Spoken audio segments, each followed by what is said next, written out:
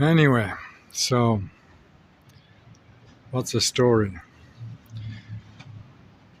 It's quite obvious to me that I am not going to get more time, but only less. And if I continue like that, I will never begin my cryptography tutorials. So I need to do something about it. And I have an idea. Basically, if you read in my book Advanced Handwriting Cryptography, which you can download free from my website, then you can see that I could create these every day, several examples, and that would not be enough, even my lifetime or 100 lifetimes, to show all the possibilities that this method of handwriting cryptography is capable of. But yeah, so reading the book and you will understand that there are even unlimited, it's limited only by your imagination, so many possibilities to do the code, modify it different ways that maybe even mathematically it would be that all the computers in the universe wouldn't be able to able to create all the different modifications, because that's just pure mathematics if you understand it. That's why I was working on it for 30 years to get to that level, that it would be undecryptable. But I just like to do some easy examples, practical ones, which are not so hard that you will mess up yourself and forget after a while without practicing it constantly. So enough kicking the can. I must do now something with my modest means. But I begin now with something else. Yeah, one more thing. I was thinking that even I could take the old historic, like hundreds of years old cryptography methods, which are not secure at all, and with simple modifications, very simple tricks, which are described in the book also, but they are not applied on the historic cryptography methods, just these modifiers which can be used to historic methods can make even those historic ones undecryptable, completely safe. So I was thinking that I could take from history books some old cryptography methods which have been used by emperors and religious leaders and kings and etc., just to exchange letters between them and warlords, and with some simple tricks make them safe and decryptable, just as an example. So that was one point of these cryptography tutorials. But maybe one day it will work out. Right now I don't really have time and no means, no place actually, no soundproof studio to film on high quality these tutorials. But one day, maybe with sponsorship and donations, it will work out. But right now, I just have to run around for my basic life needs, and that takes time away from me. And I got to get the job maybe soon too, which takes even more time away. So I'm not getting any more time. So enough talking. Just let's make a practical example of not cryptography method, but what you could use practically to safeguard your passwords, logins, pin codes, etc. So how to do that safely and not to forget them. There is a method which I can explain. You do it, of course, differently, but I'm not even telling my method, obviously, of course. My personal way of doing that, but I just I will explain today the basic principle how you can make countless codes for websites and not to forget them yourself, and they will be safe. So you don't have to write them down, you just keep them in your memory. For example, let's say there is a website, whatever the name of a website is. So first of all, you have to keep in mind that there are certain characters in keyboard or tablet which are not allowed to use even in passwords. So you have to figure out which one are most commonly used, like I don't tell exactly, you just figure out themselves. And these you use regularly, but in different modifications. So you don't have to remember which special characters you are using for writing your passwords. But you use them in a way which you will remember, depending on which website you log in. So first of all, of course, passwords require numbers as well, and small characters and big characters. So let's make an example. You have some number. It can be 3 numbers, 4 numbers, 5 numbers, which you always remember. They are in certain order. It can be even your birthday. I will explain you why it's safe. But better some other date, which you always use, so nobody... I'll explain. So let's say that is a website, MagicWorks. I don't have this website, but let's say MagicWorks Science News is one website. So to create a password, okay, a login, you can use your name with numbers that's could be even always the same or similar. But when I explain how you do the codes, you will understand how to also create similar way the login, so I don't have to explain them separately. But password must be more safe than login, so I do example with password only. So let's say website is named the MagicWorks Science News dot whatever. So you have some, let's say 5 numbers. You have 5 numbers which are certain order, which you always use, the 5 numbers. So every password you use the same 5 numbers. If you use for many years, you may after a few years start to use another series of numbers, but when you know that before you used one and after you used other, but you don't put them together, for example, 5 numbers. You put them in the beginning, 2 letters, then after, for example, you use 3 other characters, then you use again 2 numbers, and that's it, and then you use other characters. So that's about numbers. So numbers are, for example, that's just an example. You do it differently. For example, you begin with 3 numbers, you use 3 characters, and then you use 2 numbers. Numbers now you know already which number you use. And you use, in the end, you use once end or beginning, even in the beginning or middle, you use several different letters which you never change. You always keep them, so you will not mess up the password.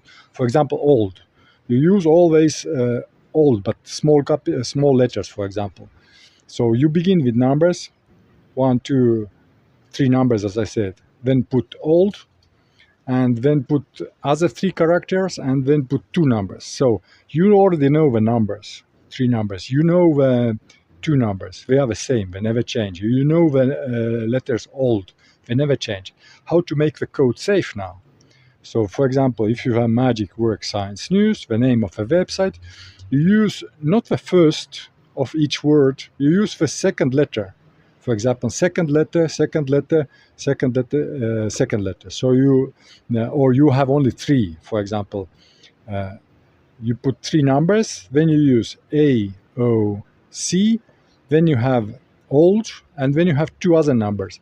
and in special characters as well. You can clip them, you make a rule, but whatever your code is, a special character is either the very first or fourth or seventh or whatever. You use specific characters, and you can make other rules. So wherever you have a website, you forgot what your password is, you can decrypt it because your numbers are always the same. They are specific places. The one word which is never written down, you never write it down. The numbers, you never write it down anywhere at all. You just know them because you repeat it in every password. Just an example. You can do it differently. And then few letters like A, O, C, for example, you use for beginning from fourth or fifth place.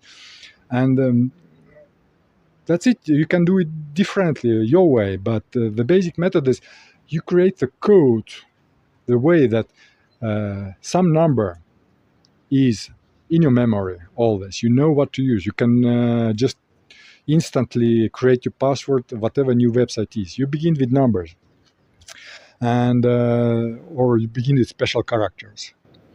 Then the one word which you always use, but on one place together.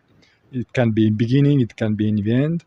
And to make the password safe, you use either second letter of each word, or if there is a website only with one word, you can make rule you use then you use only one letter.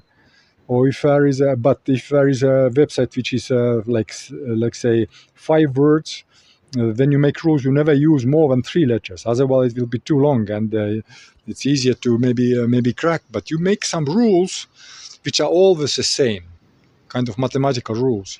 So when somebody tells, okay, create your password now, because you go to some official service, social service or business or whatever, and they say, okay, you need to have an account on us, and please there is put a login. So login can be initially the same. Maybe you can change the login after, but it's up to you. And password can be also, you can have one password, temporary password, which you always, not always, but which is easy to remember, but you create and you type it in the place where everybody sees. So when everybody sees, or is a risk of seeing, not everybody sees, but maybe there are cameras, but you know that you're going to change it later as soon as you get out of that place. So they say, okay, now you need to create your password, and we're going to deal with you. So then you just take the numbers, you take the word, and you take the website letters, and you create the password on the spot, and special characters in certain places. You can make rules for you. You use one type of character or a couple of special characters only in the middle, or only in the beginning, in the beginning, only in the end. And so you use different characters in different places. And you can create also rules. For example, if website begins with a vowel, with A or E or O, etc. So you create one type of special character. And if website begins with a consonant, you use a different kind of special characters. So whenever, for example, after a few months, you think, oh, I forgot the code, you can decrypt your own code without writing it down anywhere, because the numbers are same, the word is the same, special characters you can take depending on the name of website, and the letters as well, you can take them from the website.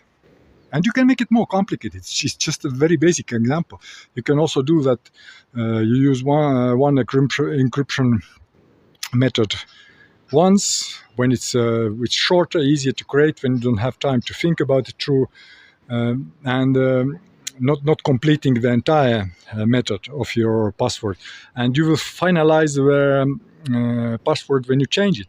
But there is one situation. Sometimes the website require you to change the password after a while. So what do you do in that case? You just create the rules that you change between 2 different passwords. So you change it once, one For example, if a website was, for example, Magic Work Science News, then you create the password using A, O, and C, for example. No more than 3 letters. For example, you can use 4 or only 1. It depends how you want to do.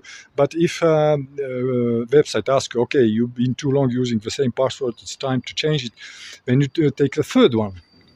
And take GRI instead of A, O, and C. And you have instantly a new password. And you don't forget it. If you see that one password doesn't work, you can recall, oh, maybe I changed it already. You can use a different one. And after a while, after a few times, a few years, maybe using the website says you, oh, you've been using the code too long. It's time to change it. Then you change back. Go back to the AOC. Or you can create different rules. So you use, instead of A, you use B. And you go one letter up and etc. every time. So even in the beginning, you say like you can take the first letter of only the first letter of the website which you are using, want to create password for, and you use only the first letter for creating your special letters, which are unique depending on the website. So you create M and O, or over one letter. So you know that. You only need to know the first letter of a website. Like for example, my website, Oldrip. I don't have access to different codes, but just an example. You create O, and you can one letter below. You use only 2 letters to create the special characters, plus your numbers, plus your words that you always use. So that's a practical mode that you don't have to rely on your paper notes and forget them and write them on computer somewhere. You can just create your password instantly once you have created rules for you once and forever. But there is one thing, you have already many websites when you are listening this video right now. You already have many passwords, so it takes time to change them all. So the old notes you still have to keep somewhere. But every new website which you're going to create a new login, or you want to change old ones, whenever you feel, you can change to the new method. And it took for me as well. I had like tens and tens of services, when a long time ago, years, 10 years ago maybe, when I used social media apps, when I had many different codes. But once I decided I'm going to create a system for myself, without writing down the codes, without forgetting them, then I changed them all, little by little, until now I don't have to write down anywhere on my codes anymore. And with logins, the same thing. Think yourself about logins, because I don't want to give one example which everybody gonna use after. So be creative. Think about how to do logins. And I forgot to mention important thing. There are certain letters, certain websites which don't allow to use special characters. So you know that, okay, if this website doesn't allow, for example, whatever website it doesn't allow you to use special characters, you just discard them. You don't. You make the password shorter. And if a password, for example, some even exist, not much, but exist some that doesn't allow to make too long the password, then you just make the password shorter. This you have to remember, that okay, this website doesn't allow to make too long passwords. You just don't complete your entire method. You make it shorter. And if you run out, some website says you, okay, this password is too short, please make it longer, then you repeat that. If a password is already 10 letters or more long, and just an example, if a website demands that your password is not safe, make it safer, then you start repeat the same thing over. Either you make rules for yourself. For example, you remember that in any time when a website demands you to make password longer, then you either repeat from the beginning, or you repeat certain characters, either special characters, either numbers, or either a special word, which you always use the same 3-letter word or 4 or 5. It doesn't matter. It's up to you.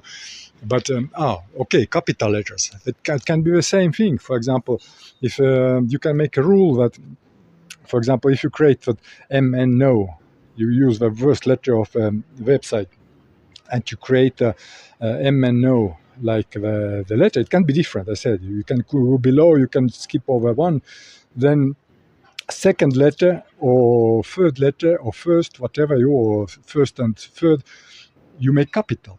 So you already know that you don't change the rules. You just make the rules for every password is the same, and you can create the password on the spot using capital letters, small letters, and your numbers and special characters. There is not much to add to it. You just create the rules, and whenever you see your website, you have your number, which you use in certain places. You have your special word. It can be also include already special. The even word can include also the special characters added to that, which you always use the same. And the capital letter can also be included in the special word, so you don't have to remember it. It's always the same in every password. You don't have to. You will not forget it. You have to remember, but you will not forget it. So much said. I can't make it more clear, because I can give examples, but I don't want anybody to use these examples, because you have to be creative. You have to create something different that I just told to you. And I'm using something different what I just told here. So with the login is the same thing. You create rules how you create a login. You can use your name, but you have to add some either letters, which you always use, or some special rules, which you always use to create a special login depending on which website you use. And you create a special password depending on which website you use, using some rules which are always the same. I do also have to remember sometimes special cases, as I said, when I have to change a word, I have to password, then I have to remember which modification of the password I'm using. This one I have to remember, but there can be a few mistakes. You make one mistake, make second mistake, you will, if you haven't used for half a year, for example, you don't remember which version of a code you used.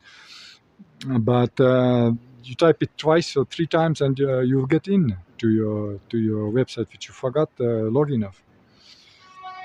That's it. I think that's thing that could be useful for you without any cryptography. But cryptography, you need for writing down secret notes maybe for yourself about something which you need to remember, but you don't want anybody to read that, or it's just fun. It's training of memory. It's definitely good for health to practice cryptography. Anyway, that's it for now. I've done at last something useful for you, at least one practical video about something. And as soon as I find some moment, I'm gonna think how I do cryptography. Then I have to write down something for you to see. We'll see.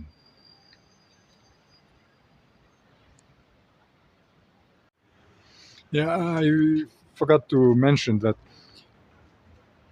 in cases when the password has been changed and login don't change usually, but if a website or some service asks you to change the password, and you need to remember if you use a first rule of modification, a second, the third one, or for example, if the password is shorter than usual, or in case if password must be longer than usual, then you can write them down, but in a secret manner. So basically, what you can do, you have some notes that this is a website, I'm having this kind of code, but you don't write down the code. You only write down behind the website a message which can be a number, or for example, if you use first rule, you put just number 1. If you use second rule, you use number 2. So you have an option to remember which kind of version of code you are using, encoding mode, for creating your access code to service. So when you look, okay, this is the website name, and that is just an example. You can do it different. That is number 2 behind, so you know, okay, this is not the first version of modification. Like I used letter A, for example. The website already demanded me to change the password once. Now with letter B, so you use number 2, so you know it's instead of letter A, that is letter B in decryption, in encryption method. And same with login. You just you don't have to write down the entire login or entire password. You create for yourself rules for writing down hints which kind of login and which kind of password you now using. And after a while, if you change, you just this one you can keep in your computer. You don't have to these notes to hide somewhere, because these are only hints. These are not logins and password which are saving there. So you don't have to try make several trials when you forgot your password, which one you're using. You just go to your hint notes and look behind this website is such a hint, and you can also make hints which kind of email you're using for this kind of website, which kind of phone number you're using for. So you can be like website and 3-4 hints behind. One hint is for email. You don't have to write down the entire email. You just use a couple of letters from this email. Second hint is what kind of phone number you're using for this website. Third hint, for example, is the password hint, which kind of password you're using. And that's it. It's so simple. I mean, there is a little bit of work to do, but once you've been practicing it for a while, then when you know it's, you will never forget them, and you are not risking to disclose your password to anyone. You just look at your hints and you know what kind of passwords you do, and you can decrypt regarding to hints. You can decrypt your login by looking at the website. As simple as that. So that's all I wanted to add. One important note is still to add here, that all what I said about the creation method, this is just an example on very basic principles that you must make it more complex.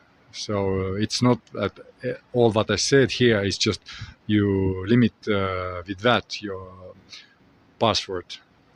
You make it more creative, but the point of all is that you just create rules, the rules which you derive, by which you derive from the name of website one part of the password, not everything.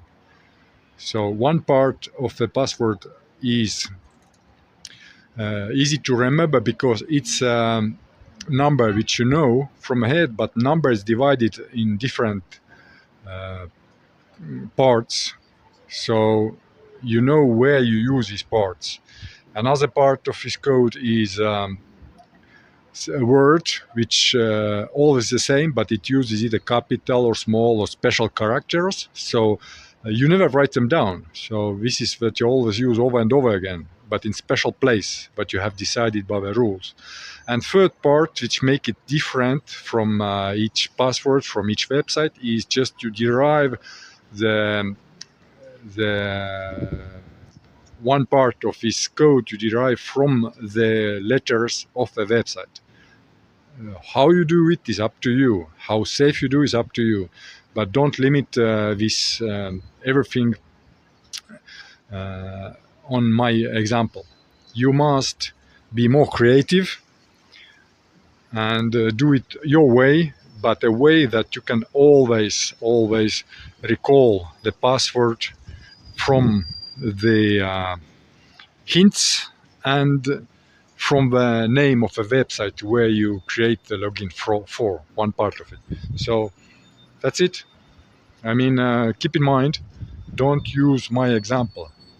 No way. Don't use my example. This is just the example of principle, not the code creation example. You create your own code, your own way. That's all I wanted to add here.